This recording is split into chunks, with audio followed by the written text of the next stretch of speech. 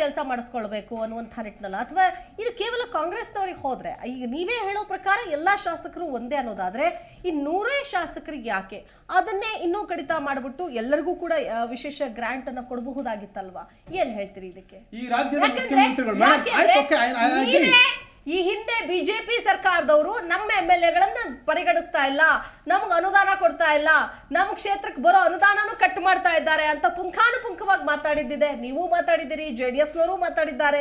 ಈಗ ನೀವು ಅದನ್ನೇ ಮಾಡಿದ್ರೆ ಇನ್ನೇನ್ ವ್ಯತ್ಯಾಸ? ಹಂಗಾರೆ ಬಂದ್ ಸರ್ಕಾರಗಳೆಲ್ಲವೋ ಅಷ್ಟೇನಾ ಕತೆನಾ? ಬೇರೆ ಕ್ಷೇತ್ರದಲ್ಲಿ ಗೆದ್ದವ್ರ ಕತೆ ಲೆಕ್ಕನೇ ಇಲ್ವಾ? ಹಾಗಾದ್ರೆ ರಾಜ್ಯದ ಮುಖ್ಯಮಂತ್ರಿಗಳು ಅಣ್ಣ ಬಸವಣ್ಣನ ಹಾದಿಯಲ್ಲಿ ನಡೆದಂತ ಮುಖ್ಯಮಂತ್ರಿಗಳು, ಬಿಜೆಪಿ ಶಾಸಕರು ಸಹ ಆತ್ಮ ಮುಟ್ಟಿ ಒಪ್ಪಿಕೊಳ್ತಾರೆ. ಅವ್ರಿಗೆ ಕೇಳ್ರಿ, ಯಾವ ಕ್ಷೇತ್ರದಲ್ಲಿ ಯಾವ ಅನುದಾನ ಎಷ್ಟು ಬೇಕಾಗಿದೆ, ಏನು ನಡೀತಾ ಇದೆ ಅಂತ ಗೊತ್ತು.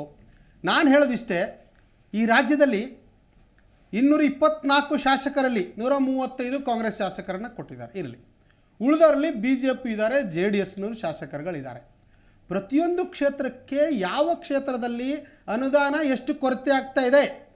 ಇವತ್ತು PWD ಬಿಲ್ಲಿಂಗ್ ಅಂತ ವಿಷಯ ಬಂದಾಗ ಅದರ 4 ಪಟ್ಟರಷ್ಟು ಹಿಂದಿನ ಮುಖ್ಯಮಂತ್ರಿಗಳು ಅದರ ಲೈಟಿಂಗಲ್ಲಿ ಬರ್ಕೊಟ್ಟು ಹೋಗ್ಬಿಟ್ಟಿದ್ರು.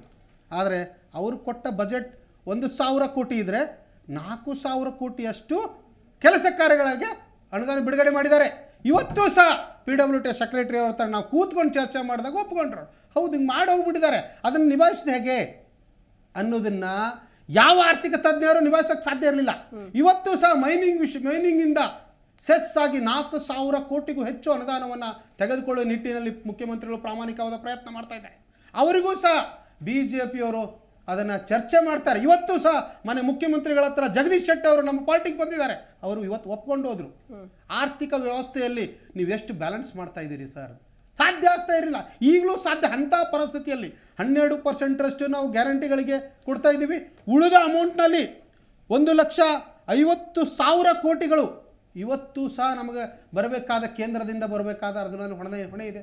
ಅದಕ್ಕೆ ಯಾರು ಹೊಣೆ ಅಂತ ಕೇಳಿದಾಗ 28 ಸಂಸದರನ್ನು ಸಹ ಪಕ್ಷಾತೀತವಾಗಿ 28 ಸಂಸದರು ನೀವೇನು ಮಾಡ್ತಿದ್ದೀರಿ, ಕರ್ನಾಟಕಕ್ಕೆ ಬರಬೇಕಾದ ಅನುದಾನವನ್ನು, ಕರ್ನಾಟಕಕ್ಕೆ ಬರಬೇಕಾದ ಸೆಸ್ಸನ್ನು ಯಾಕೆ ಕೊಡ್ತಾ ಇಲ್ಲ?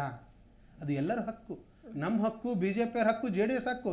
ಈ ರಾಜ್ಯದ ಜನತೆಗೆ ನಾವು ಆರ್ಥಿಕ ಹೊರೆಯನ್ನು ಮಾಡಿ ಹೋಗ್ತಾ ಇದ್ದೀವಿ. ಆ ಆರ್ಥಿಕ ಹೊರೆಯನ್ನು ಬ್ಯಾಲೆನ್ಸ್ ಮಾಡೋ ಸಲುವಾಗಿ 24 ಗಂಟೆಯಲ್ಲಿ 18 ಗಂಟೆ ಸಹ ನಿನ್ನೆ ಚರ್ಚೆ ಮಾಡಿದಾಗ 18 ಗಂಟೆ ಸಹ ನಾನು ಇದನ್ನೇ ಚರ್ಚೆ ಮಾಡ್ತಾ ಇದ್ದೀನಿ. ಎಲ್ಲ ಸಂಸದರು ಶಾಸಕರುಗಳನ್ನು ಮತ್ತೆ ಈ ವಾರದಲ್ಲಿ ಸಭೆನ ಇವತ್ತು ಕ್ಯಾಬಿನೆಟ್ ನಡೀತು.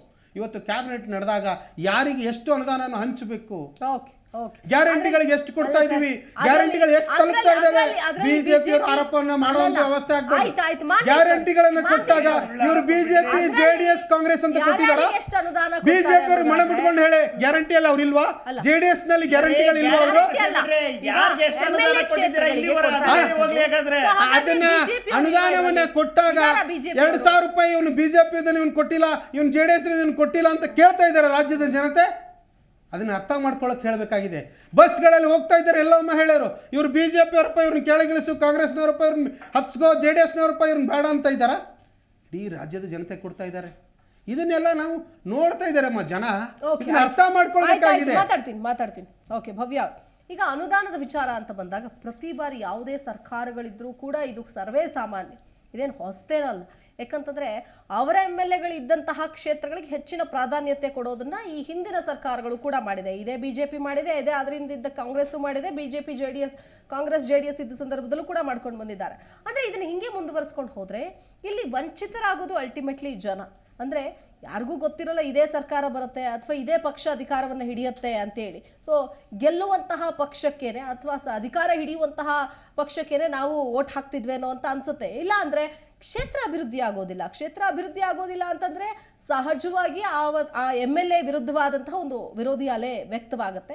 ಸೊ ಮುಂಬರುವಂತಹ ಚುನಾವಣೆಗೆ ಈ ನಿಟ್ಟಿನಲ್ಲಿ ಕೆಲಸ ಮಾಡಬೇಕು. ಅಥವಾ ಈಗ BJP MLA-ಗಳು ಅನುದಾನ ಸಿಕ್ಲಿಲ್ಲ ಅಂತಂದ್ರೆ ನೆಕ್ಸ್ಟ್ ಈ ಲೋಕಸಭೆ ಎಲೆಕ್ಷನ್ ಅಲ್ಲಿ ಯಾವ ಮುಖ ಎತ್ಕೊಂಡು ವೋಟ್ ಕೇಳಕ್ ಹೋಗ್ತಾರೆ ಅನ್ನುವಂತ ಒಂದು ಪ್ರಶ್ನೆ ಎದುರಾಗುತ್ತೆ. ಇದನ್ನ ಎಷ್ಟರ ಮಟ್ಟಿಗೆ ನೀವು ವಹಿಸ್ಕೊಳ್ತೀರಾ ಅಥವಾ ವಾದ ಮಾಡ್ತೀರಾ? ಸಮರ್ಥನೆ ಮಾಡೋದಕ್ಕೆ ಆಗಲ್ಲ, ಯಾಕಂದ್ರೆ ಸಮರ್ಥನೆ ಮಾಡೋದು ತಪ್ಪಾಗತ್ತೆ. ಯಾವುದೇ ಒಂದು ಪಕ್ಷದ ಕಡೆ ನೀವು ಒಬ್ಬ ಶಾಸಕನಿಗೆ ನೀವು ಅವ್ರಿಗೆ ಏನು ನೀಡ್ಸ್ ಬೇಕು, ಗ್ರಾಂಟ್ಸ್ ಬೇಕು ಕೊಡ್ತಾ ಇಲ್ಲ ಅನ್ನೋದು ತಪ್ಪಾಗತ್ತೆ. ಬಟ್ ಏನಂದ್ರೆ ಇವರು ತಮ್ಮ ಜನಕ್ಕಿರುವಂತ ಡ್ಯೂಟಿನ ಹೇಗ್ ಮರಿತಾ ಇದಾರೆ ಅಂದ್ರೆ, ಇವರು ಅಲ್ಲಿ ಒಂದು ಈ ಥರ ಮನವಿಯನ್ನು ಸಲ್ಲಿಸಬೇಕು.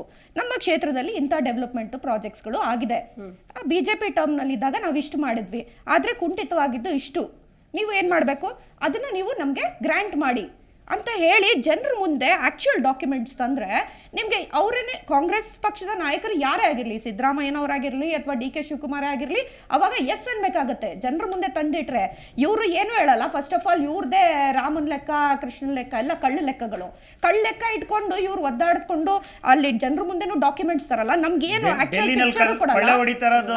ಒಂದ್ ನಿಮಿಷ ಸರ್, ನಮ್ದು ಕರ್ನಾಟಕಕ್ಕೆ ಬನ್ನಿ ಸರ್. ಇಡೀ ಸಮನ್ಸ್ ಏನು ಪ್ರೂವ್ ಮಾಡಕ್ಕಾಗಿಲ್ಲ, ಒಂದು ನಯಾ ಪೈಸಾ ಸಿಕ್ಕಿಲ್ಲ.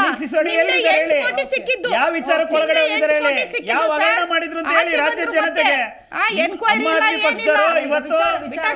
ಅರ್ಥ ಆಯ್ತಲ್ಲ. ಪ್ರಾಜೆಕ್ಟ್ಸ್ ಏನು ಡೆವಲಪ್ಮೆಂಟಲ್ ಪ್ರಾಜೆಕ್ಟ್ಸ್ ಏನು ಜನರ ಮುಂದೆ ತಂದಿಡ್ತಾ ಇದಾರೆ ಯಾರಾದ್ರೂ? ಸೋಷಿಯಲ್ ಮೀಡಿಯಾ ಇದೆ ಇವತ್ತು, ಯಾರು ಮಾಡ್ತಿಲ್ಲ, ಯಾರು ಮಾಡ್ತಾ ಇಲ್ಲ. ಸುಮ್ಮನೆ ಇವ್ರ ತಲೆ ಮೇಲೆ ಅವ್ರು ಗೂಬೆ ಕೂರಿಸ್ತಾರೆ, ಅವ್ರ ತಲೆ ಮೇಲೆ ಇವ್ರಿಗೂ. ಆಯ್ತು ಬರ್ಲಿ, ಬಿಜೆಪಿ ಅವರು ಅಷ್ಟೇ ಸಾಚಾಗಲ್ಲ, ಬರ್ಲಿ. ಪ್ರತಿಕ್ಷಣದ ಸುದ್ದಿಗಾಗಿ Zee Kannada news app download ಮಾಡಿ. Live TV, latest updates, entertainment, lifestyle, technology ಸುದ್ದಿ ನಿಮ್ಮ ಅಂಗೈಯಲ್ಲಿ.